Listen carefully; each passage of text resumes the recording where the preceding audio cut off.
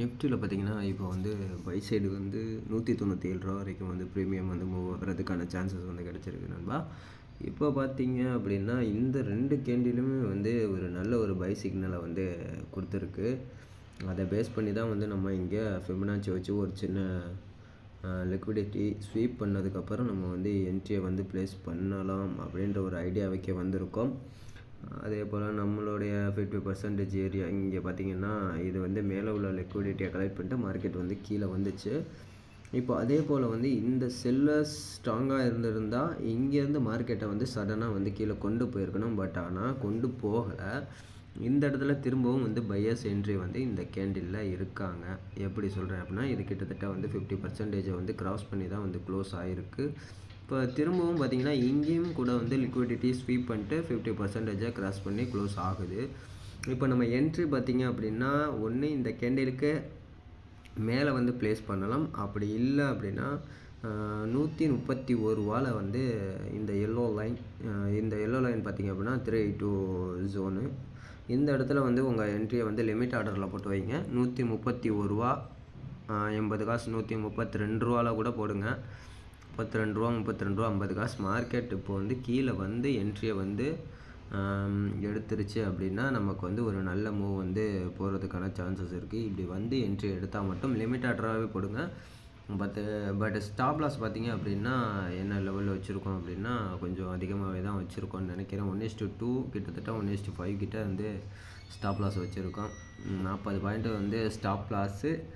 Target பார்த்திங்கன்னா 65 point, கிட்டத்தட்ட 65 ரூபா. கீழே 40 ரூபா வந்து நம்ம ஸ்டாப் லாஸ் வச்சுருக்கோம்.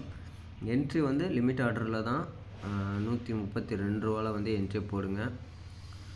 என்ட்ரியை வந்து ப்ளேஸ் பண்ணி வைங்க. மார்க்கெட் சப்போஸ் இந்த இடத்துல வந்து என்ட்ரி எடுத்துச்சு அப்படின்னா நமக்கு லாஸ் பார்த்திங்க அப்படின்னா 40 ரூபா போகிறதுக்கான ஸ்டாப் லாஸ் வந்து ஒரு 40 ருபீஸ் வந்து ஸ்டாப் லாஸ் வச்சுருக்கோம். 65 வந்து டார்கெட்டாக வச்சுருக்கோம். 1:5 1.5 ரிஸ்க் ரிவார்டில் வந்து பார்த்திங்க அப்படின்னா நம்ம வந்து ஆர்டரை ப்ளேஸ் பண்ணலாம் அப்படின்னு சொல்லிட்டு ஒரு ஐடியாவில் இருக்கோம். இதனால ஒரு பைசன் நல்ல மூமெண்ட்டாக மாறதுக்கான சான்சஸ் வந்து இருக்குது.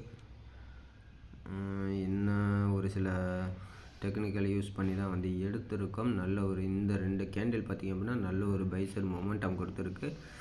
அதோட ரீடெஸ்ட்டு கரெக்ஷன் பார்த்திங்க அப்படின்னா இது வரைக்கும் வந்திருக்கு. இந்த இடத்துல வந்து திரும்பவும் ரிப்பீட் ஆகிறதுக்கான சான்சஸ் வந்து அதிகமாக இருக்குது.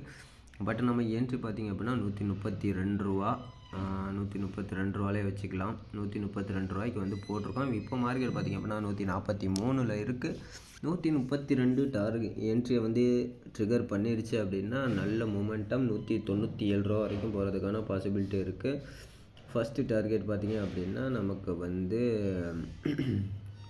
158 இருக்கும். ஸ்டாப் லாஸ் வந்து நீங்கள் இவ்வளோ பெரிய ஸ்டாப் லாஸ் தேவையில்லை அப்படின்னு நினச்சிங்கன்னா கொஞ்சம் ஸ்டாப் லாஸை கூட இது வரைக்கும் குறைச்சிக்கோங்க. 108 ரூபாவில் நம்ம வந்து 1:64 அதாவது 1:5 தான் வந்து ரிஸ்க் ரிவார்டு நமக்கு. அதனால் 39 ரூபா 40 ரூபா பக்கம் வந்து நான் வந்து எஸ்எல் வைக்கலாம் அப்படின்னு சொல்லிட்டு இருக்கேன். இதுதான் வந்து கரெக்டான ஒரு எஸ்எல்லாகவும் இருக்கும். 1:5 வந்து நல்ல ஒரு ரிஸ்க் ரிவார்டாக இருக்கும்.